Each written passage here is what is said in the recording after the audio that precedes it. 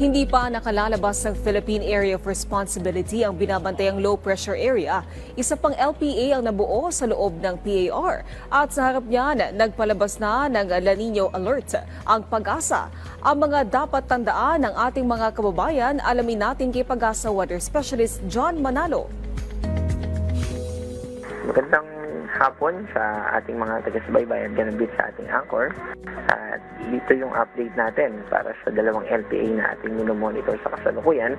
Yung unang LPA ay nasa West Philippine Sea at ito ay nasa 540 kilometers west ng Coron, Palawan. Ito ay nagmumove pa, pakanluran, papalayo pa lalo sa ating bansa.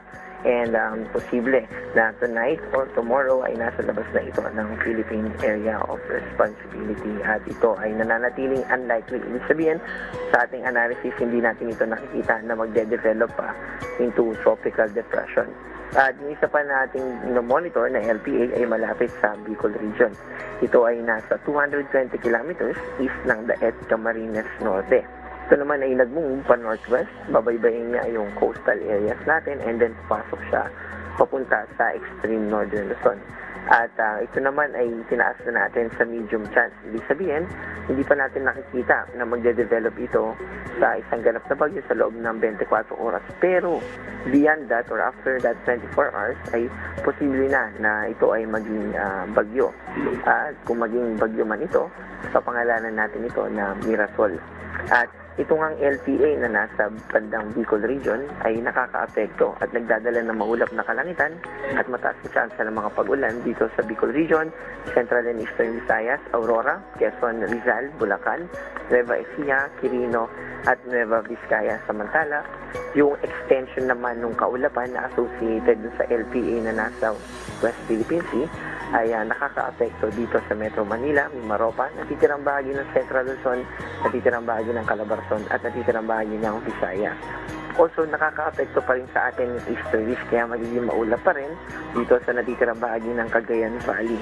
At yung habagat naman ay nag-progress o nakaapekto din sa Mindanao. Mainly yung western part lang ng Mindanao, kasama dyan yung Zamboanga Peninsula, northern Mindanao, Barm at Socsoy. Yung sa mga hindi natin nabanggit na lugar, sila ay makakaranas ng maliwalas na kalangitan at mas mababang tsansa ng mga pag-ulan as compared sa mga binanggit natin kanina na naapektuhan ng dalawang low pressure area at ng easterlies at saka ganun din ng habagat. Samantala, nagtaas din tayo ng La Nina alert from La Nina watch.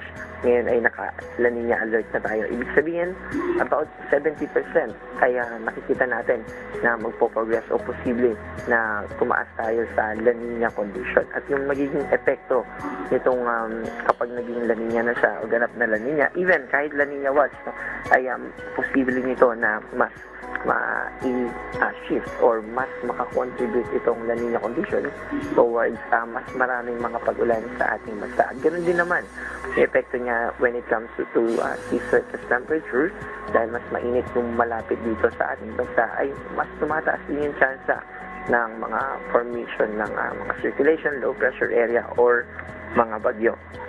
At ina-expect natin na magiging La Nina na tayo by, or ito ay makaka-apekto sa atin by October, November, and December of this year. At ito naman ang ating update para sa ating dam information.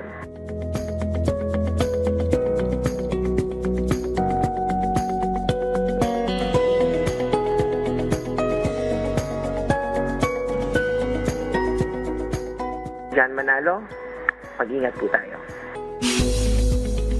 Maraming salamat Pag-asa Weather Specialist John Manalo.